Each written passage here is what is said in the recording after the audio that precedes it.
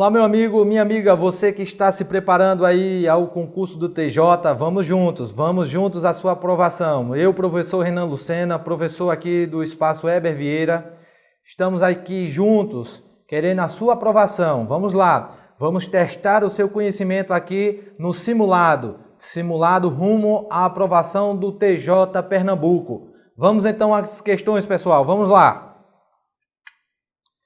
No que diz respeito ao estudo da administração pública, o seu regime jurídico responda às alternativas abaixo que contém a opção correta. Destaca, pessoal, destaca o correto.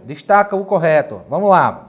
Letra A, diz lá. A administração pública, na maioria das vezes, busca satisfazer o interesse da coletividade. Tudo bem, vamos lá. Por isso, mantém uma relação de horizontalidade com o particular administrado, ou seja, há uma igualdade entre as partes. Meu amigo, minha amiga, você que está se preparando, você sabe que, vem aqui comigo, você sabe que quando a administração pública quer alcançar o interesse da coletividade, ela age com base no regime jurídico administrativo que se faz presente no exercício da sua atividade, valendo-se de dois princípios basilares, a supremacia do interesse público sobre o interesse privado e o princípio da indisponibilidade.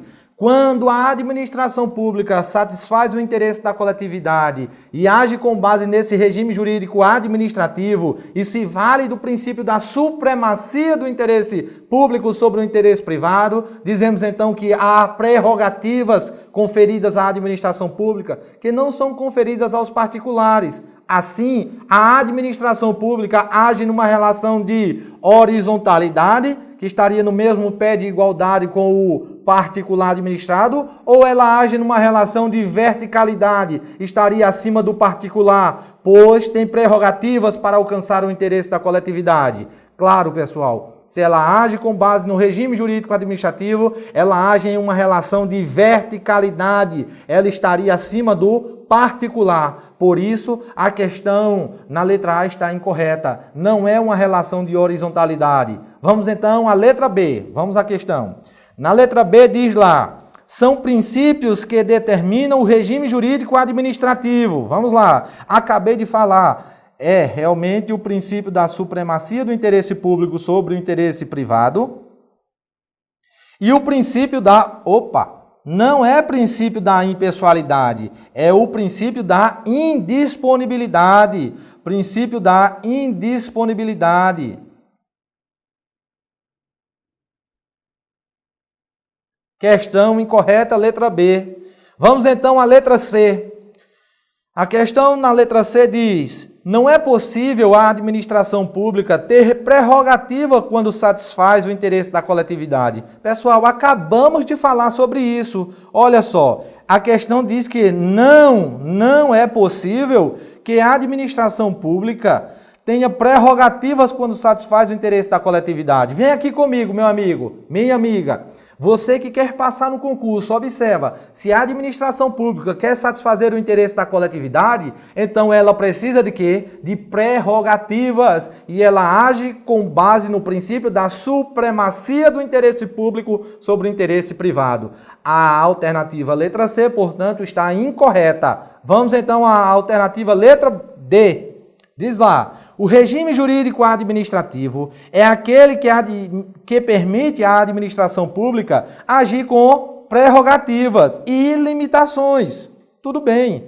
Com fundamento direto nos princípios basilares do direito administrativo, quais sejam o princípio da supremacia do interesse público sobre o interesse privado e o princípio da indisponibilidade do interesse público. Assim, disse que há uma relação de verticalidade entre a administração e o particular administrado. Corretíssima. Alternativa letra D. Observa, pessoal, porque eu já falei para você, quando a administração pública age com base no regime jurídico administrativo, ela age com prerrogativas para satisfazer o interesse da coletividade, mas age também com limitações. essas prerrogativas estariam ligadas ao princípio da supremacia do interesse público. Já as limitações estariam ligadas ao princípio da indisponibilidade do interesse público. Portanto, realmente a questão está correta, letra D. Vamos ver o erro da questão na letra D. Na letra E diz: a administração pública, em sentido objetivo, diz respeito ao estudo dos agentes, entidades e órgãos que executam a atividade administrativa. Falso, pessoal. Falso, porque presta atenção, a administração pública,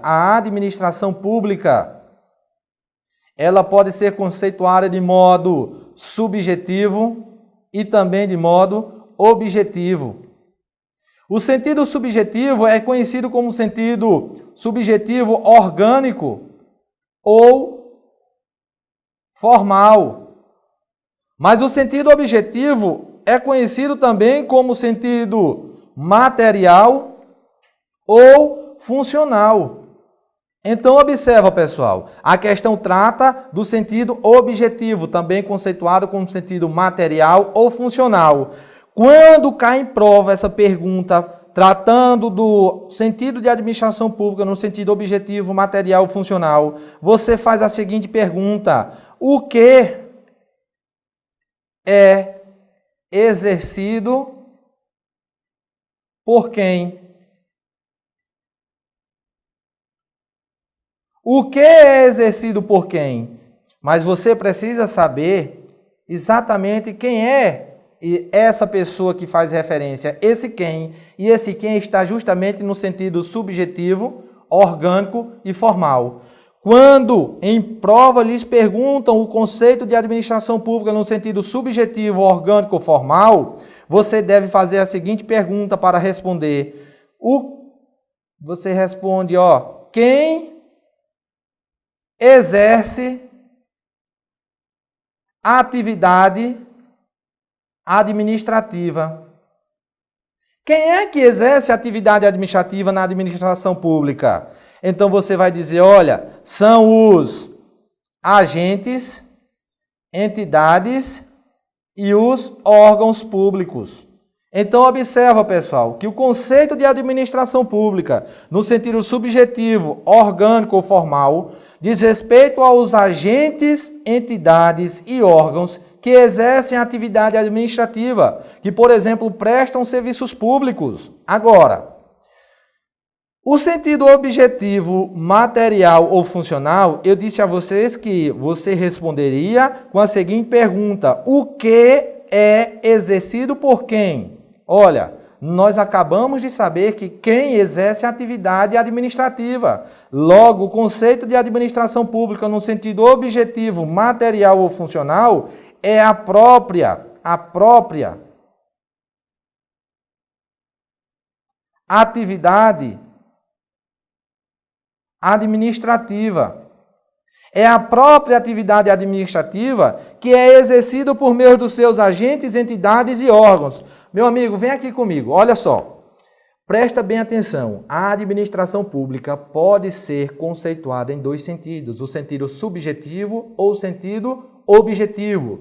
O sentido subjetivo é conhecido também como sentido orgânico ou formal. E quando lhes perguntam em prova o sentido de administração pública no sentido subjetivo, orgânico e formal, faça a seguinte pergunta: quem exerce a atividade administrativa? Logo você responde, são os agentes, entidades e órgãos. Portanto, o conceito de administração pública no sentido subjetivo, orgânico e formal diz respeito aos agentes, entidades e órgãos que exercem a atividade administrativa. No sentido objetivo, material ou funcional, você faz a seguinte pergunta: o que é realizado por quem? Você já sabe quem é o quem. Você sabe que quem é o agente, entidade e órgão. E o que é que esse quem exerce? É a própria atividade administrativa. Assim, o conceito de administração pública no sentido objetivo, material ou funcional diz respeito à própria atividade administrativa que é exercido por meio dos seus agentes, entidades e órgãos. Portanto, pessoal, a resposta da questão 35 é realmente aí a letra D. O regime jurídico administrativo é aquele que permite à administração pública agir com prerrogativas e limitações com fundamento direto nos princípios basilares do direito administrativo, quais sejam o princípio da supremacia do interesse público sobre o interesse privado e o princípio da indisponibilidade do interesse público. Assim, diz que há uma relação de verticalidade entre a administração e o particular administrado. Corretíssimo a letra D. Vamos à questão de número 36. Tratando sobre princípios. Sobre princípios, responda a alternativa correta. Meu amigo, minha amiga, presta atenção. A resposta é a correta. Vamos lá. Letra A diz: os princípios previstos na Constituição Federal que se aplicam ao direito administrativo, estão nela previstos desde o momento da sua publicação. Desde o momento da sua publicação, falso. Porque basta você lembrar do artigo 37 da Constituição Federal. O artigo 37 tem o famoso LIMP.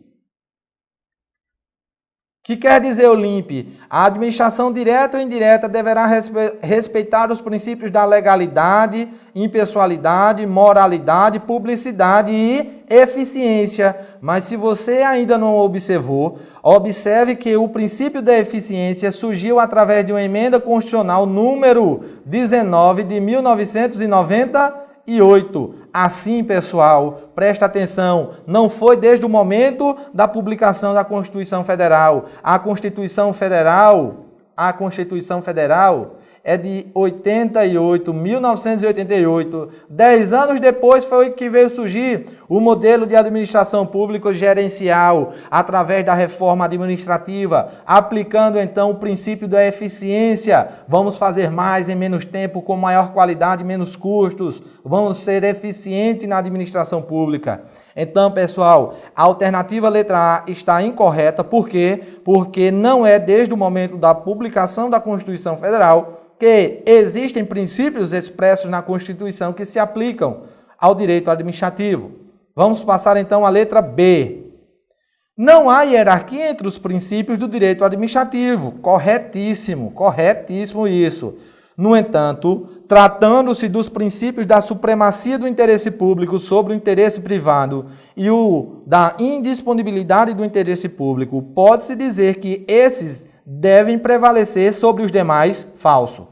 Não há hierarquia entre os princípios do direito administrativo. Não há, mesmo que esses princípios, como sendo considerados princípios basilares do direito administrativo, mesmo eles, não há hierarquia entre os princípios. Então está incorreta a alternativa letra B. A alternativa letra C trata do princípio da autotutela. Cuidado com esse princípio, vez por outra está presente nas provas aí, pessoal. Presta atenção.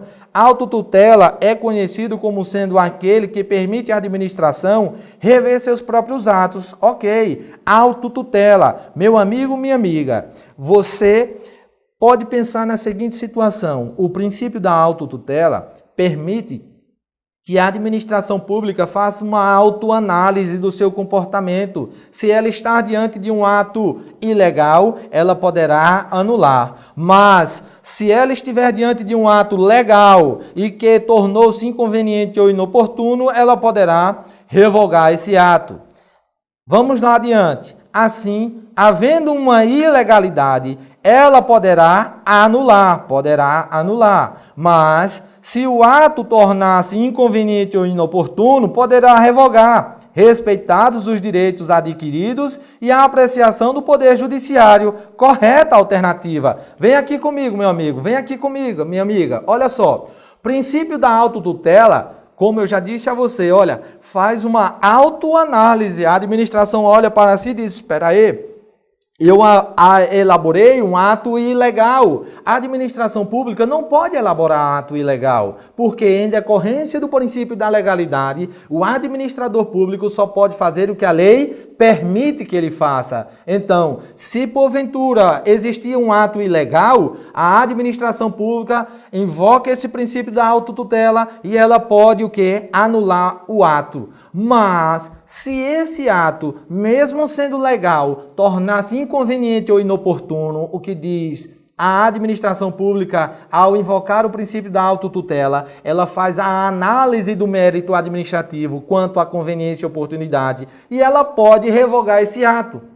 Ela pode revogar esse ato. No entanto, o princípio da autotutela deve respeitar os direitos adquiridos e, em todos os casos, pode haver a apreciação do poder judiciário. Isso está na súmula 473 do STF, do Supremo Tribunal Federal. Então, vamos lá. A questão está correta. A letra C está completamente correta. Vamos, então, à questão de letra D, a questão 36 e letra D. Diz lá, conforme previsão constitucional, o princípio da impessoalidade é aquele que permite ao administrador público praticar atos com a devida referência a seu nome, de modo que, ao estampar o nome, imagem ou símbolo que os represente, possibilita identificar o autor do ato. Incorreto, pessoal. Olha, vem aqui comigo. É sabido que você é um administrador público. É como se você nem tivesse existindo. Você faz a vontade do Estado. Você é impessoal. Logo, não pode haver promoção pessoal sua. Não pode haver referência a símbolo ou imagem. Por quê? Porque senão isso fere o princípio da impessoalidade. Fere porque você estaria se promovendo no exercício das suas atribuições. E nada mais você faz que não exercer a sua atribuição que está previsto em lei e que é da administração pública e não sua. Então, viola o princípio da impessoalidade. Não pode. A letra D realmente está incorreta. Vamos à questão. Novamente, letra D incorreta. A letra E diz, o princípio da eficiência está presente no texto da Constituição Federal, sendo, portanto, uma norma constitucional originária. Meu amigo, esse item aí realmente fez uma mescla entre direito administrativo e direito constitucional. Vem aqui comigo, olha só. A questão diz que o princípio da eficiência seria uma norma constitucional originária. Meu amigo, minha amiga, olha só. Norma constitucional originária é aquela que surgiu através da publicação, promulgação da Constituição Federal, desde o momento da sua promulgação e publicação. Olha só. O princípio da eficiência, como vimos anteriormente, o princípio da eficiência surgiu 10 anos depois da publicação da Constituição Federal. Logo, não é um princípio que deriva de uma norma originária. É um princípio que decorre do poder constituinte derivado reformador. Reformador porque está reformando a Constituição Federal. E aí eu te pergunto, a Constituição Federal se reforma através de quê? Se reforma através de emendas. Qual é o princípio previsto no artigo 37 da Constituição Federal que surgiu através de uma emenda, que surgiu através de uma reforma? É exatamente o princípio da eficiência. Até 1998, aplicava-se então como prioridade o modelo de administração pública chamado de burocrático. Com a inovação, a reforma administrativa, com essa emenda 19, surgiu então um novo modelo de administração pública chamado de gerencial, inovando, trazendo o princípio da eficiência como a sua base. Vamos fazer mais em menos tempo, com maior qualidade e menos custos. Vamos ser eficientes. Então, amigo, essa alternativa letra E está incorreta. Vamos, então, à questão correta é. Questão 36, a alternativa correta realmente é a letra C, que diz que o princípio da autotutela é conhecido como sendo aquele que permite à administração rever seus próprios atos. Assim, havendo uma ilegalidade, ela poderá anular. Mas se o ato tornar-se inconveniente ou inoportuno, poderá revogar, respeitados os direitos adquiridos e a apreciação do Poder Judiciário. Só mais uma observação, pessoal. Olha, quando diz que a administração pública, diante de ato ilegal, poderá, ela poderá mesmo. Porque, havendo um ato, se ocorrer um ato ilegal, e essa ilegalidade, esse ato foi ilegal, for decorrente de um vício sanável,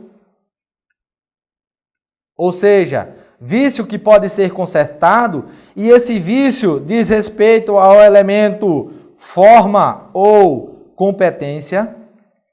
Forma ou competência. Vício sanável é forma ou competência. Quer dizer que se a administração pública estiver diante de um ato ilegal e que a ilegalidade seja referente ao elemento forma ou competência, a administração pública pode consertar através de um procedimento chamado de convalidação. Então, ela poderá anular, mas ela poderá também convalidar, desde que esteja diante de defeito sanável, vício sanável, quanto elemento forma ou competência, que não seja competência exclusiva, este ato sendo elaborado de boa fé, não causando dano à administração pública, nem dano a particulares, ele poderá ser convalidado. Então, realmente, a questão 36, a resposta é letra C. Vamos, então, à próxima questão. No que tange à organização administrativa, responda a alternativa incorreta. Destaca, pessoal, o incorreto. Não perde questão por falta de atenção. Vamos lá. Na letra A diz: a administração direta é composta por pessoas jurídicas de direito público interno, chamadas de entidades políticas. São exemplos dessas entidades a União, os Estados, o Distrito Federal e o município. Corretíssimo. A administração direta é composta por entidades políticas. Essas entidades políticas, como falou a questão, trata-se da União, dos Estados, do Distrito Federal e o município, todos com personalidade jurídica de direito público interno. Correta a alternativa letra A. Vamos então à alternativa letra B. No processo de desconcentração, criam-se órgãos públicos. Correto. Pega esse macete, pessoal. Lembra disso na hora da prova. Se você tiver dúvida, desconcentração. Olha para cá. Desconcentração. Na desconcentração, olha cá. C de cria, O de órgãos. No processo de desconcentração, criam-se órgãos públicos, sendo unidade de atuação pertencente à administração direta e à administração indireta, que não possuem personalidade jurídica. Claro, órgão público não possui personalidade jurídica. Por quê? Porque o órgão público faz parte da própria pessoa jurídica. Neste sentido, é correto afirmar que há desconcentração na descentralização administrativa. É correto, pessoal. É correto, mas vamos entender. A administração direta, ela pode desconcentrar. E no processo de desconcentração, ela cria órgãos públicos. Depois, ela pode também descentralizar. E no processo de descentralização, olha o macete, C de cria, N de entidade, ela cria entidades. Essas entidades compõem a administração indireta. Essas entidades que compõem a administração indireta podem também desconcentrar. Ou seja, uma entidade que compõe a administração indireta, autarquia, empresas públicas, sociedade, economia mista e fundações, o que é que a questão está dizendo? Que pode haver uma descentralização, pode. E na descentralização pode haver uma desconcentração, ou seja, dentro da administração indireta pode ser criado também órgãos públicos, pode, verdadeiro. Esse conceito, pessoal, está na Lei 9784, que trata do processo administrativo em âmbito federal. Então, tenham cuidado, que realmente pode haver a desconcentração na descentralização administrativa. Correta alternativa. Vamos então à letra C. É sabido que entre duas pessoas jurídicas distintas não há hierarquia. Tudo bem, beleza, vamos lá. Razão pela qual não há controle hierárquico. Correto. Nem subordinação da administração direta para com a administração indireta. Beleza. Logo, o controle será finalístico. E o que existe entre elas é uma relação de vinculação. Corretíssimo, pessoal. É questão que, vez ou outra, está em prova, fazendo referência justamente a essa ideia de controle hierárquico, controle finalístico, ideia de subordinação e vinculação. Presta bem atenção. Existe a administração direta, que através de um processo de descentralização, criou a administração indireta. Observa. Criou a administração indireta. Eu pergunto a vocês, a administração direta tem ou não tem personalidade jurídica? Claro que tem. Tem personalidade jurídica porque a administração direta, como vimos anteriormente, é composta por entidades políticas. A União, os estados, Distrito Federal e município, todos têm personalidade jurídica de direito público interno. Então, ao descentralizar, criando a administração indireta, ela cria entidades. Eu te pergunto, essa administração indireta composta por entidades, composta pela autarquia, empresa pública, sociedade, economia mista e fundações, tem ou não tem personalidade jurídica? Tem também personalidade jurídica. Umas sendo pessoas jurídicas de direito público, outras sendo pessoas jurídicas de direito privado. Então, o que é que você diz? Entre duas pessoas jurídicas distintas, não há o que se falar em hierarquia, não há o que se falar em subordinação. É por isso que o controle se chama controle finalístico. É por isso que há uma relação de vinculação e não subordinação. É por isso que existe uma relação com a administração federal, uma supervisão ministerial e há também uma tutela. Então, olha, presta atenção, o controle é controle finalístico. Há uma relação de vinculação.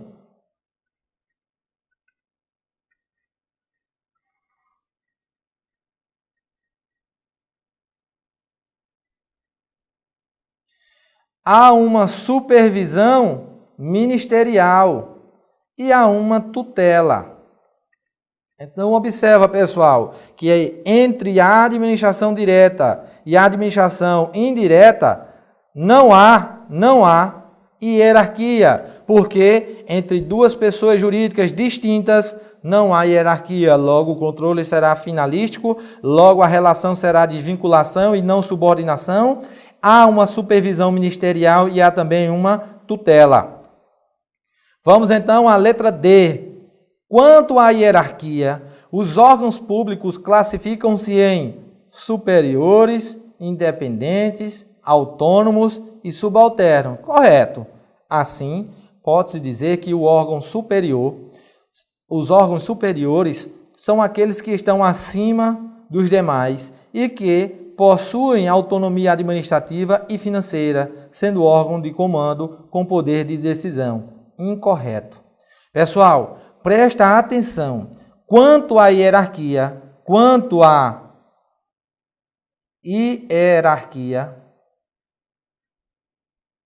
Os órgãos públicos dividem-se em, presta atenção nessa ordem, independentes, autônomos, superiores e subalternos. Então, presta atenção, ó. Presta atenção aqui, ó. A questão até fala que, quanto à hierarquia, os órgãos públicos dividem-se em independentes, beleza, autônomos, superiores e subalternos. Mas ela coloca o órgão superior como sendo aquele que está acima de todos os outros órgãos. Incorreto, pessoal. O órgão que está acima dos demais órgãos trata-se do órgão independente. O órgão independente é aquele que tem realmente uma autonomia administrativa, financeira e não deve subordinação hierárquica a nenhum outro órgão. Esses órgãos independentes, a doutrina diz que eles retiram sua existência da Constituição Federal e podem até ajuizar a ação para defender interesse próprio, poder, por exemplo, impetrar mandado de segurança. Órgão autônomo é órgão que também tem uma autonomia administrativa e financeira. No entanto, deve subordinação hierárquica ao órgão independente.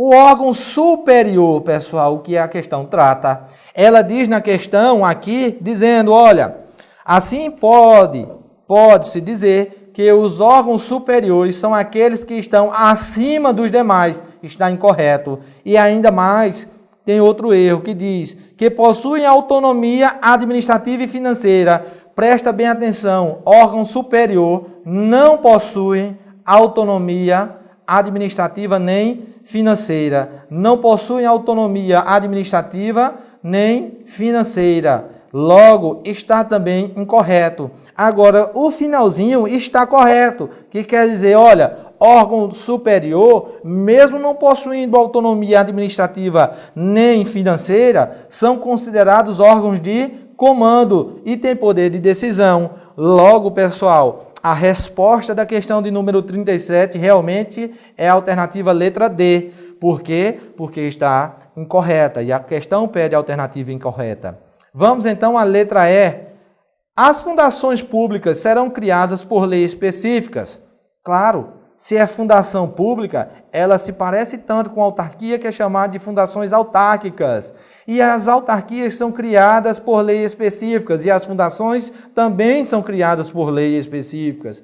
Logo, tem personalidade jurídica de direito público, porque são pessoas jurídicas de direito público, cuja finalidade é a prestação do serviço público. Nesse sentido, seus bens são públicos, logo são impenhoráveis. Corretíssimo. Bem público trata-se de bem impenhorável. Resposta realmente da questão de número 37 é a letra D. Vamos então à próxima questão. Questão de número 38. Responda a alternativa abaixo que está correta no que diz respeito aos atos administrativos. Lembrando, pessoal, vem aqui comigo, olha, lembrando, ato administrativo é manifestação de vontade da administração pública. Todas as vezes que a administração pública deseja manifestar sua vontade, manifesta através de atos administrativos. São espécies dos atos administrativos. Pega esse macete, lembra de open, vem aqui comigo, ó. Lembra desse macete aqui, ó, open. Então, atos administrativos podem ser atos ordinatórios, punitivos, enunciativos, normativos ou negociais. A administração pública, quando deseja falar, ela pode falar sobre o open. Na realidade, ela utiliza o open, que significa dizer, ela pode utilizar atos ordinatórios, atos punitivos, atos enunciativos e atos negociais. Vamos então às questões. Vamos lá, a questão de número 38 e a alternativa letra A. A alternativa letra A diz, são elementos dos atos administrativos, competência, finalidade, forma, conveniência e oportunidade. Falso. Olha só, pessoal, lembra dos elementos dos atos administrativos? Vem aqui comigo, olha. Todo ato administrativo possui 5 elementos, quais sejam competência, finalidade, a forma, motivo e objeto. 5 elementos. Tem uns macetezinhos para você na hora da prova não esquecer. Mas lembra, estuda. Tem o Confiformob, competência, finalidade, forma, motivo e objeto.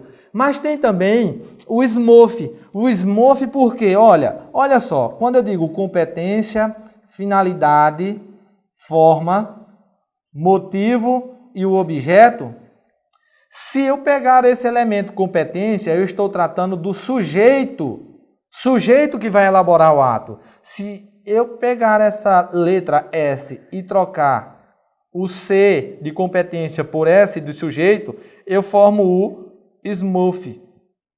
Por que SMOF? Porque você diz, olha, são elementos ou requisitos dos atos administrativos, o sujeito que diz respeito ao elemento competência. M de motivo, O de objeto, F de finalidade e F de forma. Logo, a questão está incorreta, porque conveniência e oportunidade não é elemento do ato administrativo. Vamos, então, à letra B.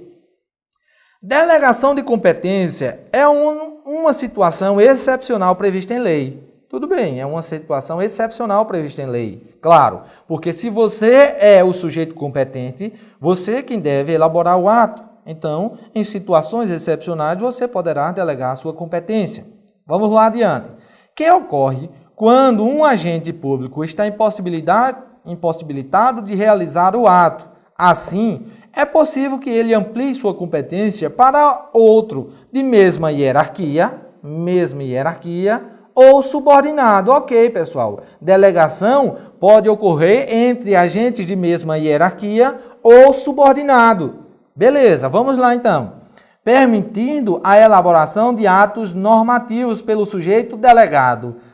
Questão realmente que torna a alternativa letra B incorreta. Pessoal, não é possível delegar atos normativos. Não é possível. Por quê? Lembra desse macete aqui também. Olha, lembra de cenoura. Cenoura sem U. Cenoura assim, olha. Por quê? Porque se for ato de competência exclusiva ou ato de caráter normativo ou decisão em recurso administrativo, o que é que se diz? Esses atos são atos indelegáveis. Então, lembra, em se tratando de atos indelegáveis, lembra do cenoura que ato de competência exclusiva, ato de caráter normativo e decisão em recurso administrativo são atos indelegáveis. Portanto, a alternativa está incorreta. Vamos então à questão, a letra C. Diz lá, a convalidação, falamos na questão anterior, a convalidação tem um efeito retroativo. Tudo bem. E ocorre quando há vícios sanáveis. Tudo bem. Quanto aos elementos finalidade e competência, errado. Não é finalidade. O vício para ser sanável, é um vício consertável. Lembra, você, concurseiro, você precisa ter o que para passar em concurso? Precisa ter foco. Foco porque é possível convalidar se o vício, se a ilegalidade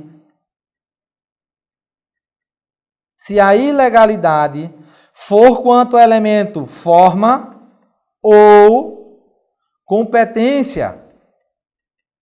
No entanto, para convalidar esse ato, ele precisa ter sido elaborado de boa fé, não ter causado dano à administração pública, nem dano ao particular e ter sido elaborado sem ser ato de competência exclusiva. É uma situação discricionária da administração pública em convalidar, por isso que eu falei na questão anterior que ela poderia anular um ato ilegal, porque se ela estiver diante de vício sanável, que é vício de competência ou forma, então a administração pública pode consertar esse ato. A pergunta logo no início diz o seguinte, olha, o efeito da convalidação é retroativo. Está correto isso, pessoal. Sabe por quê? Porque imagina um ato que foi elaborado, sendo elaborado com um vício quanto a elemento, competência ou forma, é um ato ilegal. E ato ilegal produz efeitos? Produz, porque existe um atributo chamado presunção de legitimidade, que diz que os atos administrativos, mesmo que sejam ilegais, eles começarão a produzir efeitos, porque presume-se que eles foram elaborados de forma legal, porque o administrador público só pode fazer o que a lei permite que ele faça. Então, observa, aquele ato ilegal criou relações jurídicas, criou efeitos, mas eu te pergunto, isso poderia ter existido? Não, porque foi um ato ilegal. E o que é que você diz? Do ilegal, nada poderia ter surgido. Do nada, nada poderia ter surgido. Então, o que é que a administração pública tem que fazer? Ou ela vai anular o ato, dando um efeito ex tunc, ou seja, retroativo, ou ela vai consertar o ato, também dando um efeito retroativo. Porque quando, por exemplo, a autoridade competente, que era competente para elaborar, não elaborou, ela pode chegar no ato e dizer, olha, na administração pública, e confirmar todo aquilo que foi elaborado anteriormente, dando validade a tudo que foi anteriormente elaborado. É por isso que se diz, a convalidação tem um efeito retroativo. Por quê? Porque tudo que foi elaborado anteriormente agora está de acordo com a lei. Então, o que torna a questão incorreta é exatamente quando ela diz que vício sanável é aquele de finalidade, não é finalidade, é forma ou competência. Vamos então à letra D. Quando um ato realizado pela administração pública for ilegal, é possível a sua anulação. Assim, o efeito da anulação é ex tunc. Ok, é retroativo, deve retroagir desde o momento em que foi elaborado, pois, mesmo sendo ilegal, ele produziu efeitos em decorrência do atributo conhecido como presunção de legitimidade. Corretíssima alternativa letra D, pessoal. Presunção de legitimidade. Presume-se que os atos administrativos foram elaborados de acordo com a lei. É uma presunção relativa, também considerada, chamada de juris tanto. Relativa, juris tanto. Admite prova em contrário. Mas quem deve provar que o ato é ilegal ou legal não é a administração pública, não é o administrador público, e sim o particular administrado.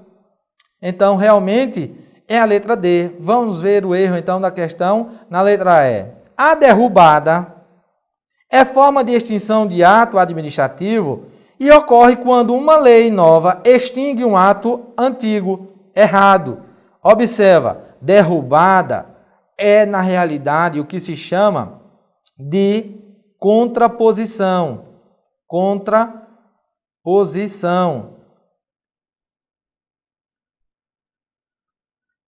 Observa, contraposição, o próprio nome já está dizendo muita coisa, pessoal. Contraposição interpreta, eu estou falando de extinção de ato. Então, posições contrárias, existia um ato e veio um ato novo que extinguiu o ato anterior. Então, ato que extingue ato, extingue através da contraposição, também chamado de derrubada. O conceito da lei, o conceito da questão traz aqui na letra E, não é de derrubada, e sim de caducidade. Caducidade de ato é extinção de ato administrativo, pessoal. Caducidade de ato quer dizer, existia um ato e uma lei nova tornou esse ato incompatível com a administração pública, devendo esse ato ser extinto. Então, lei nova que extingue ato, extingue através da caducidade. Ato novo que extingue ato antigo, extingue através da contraposição, também chamado de derrubada. Realmente, a resposta da questão número 38 é a letra D.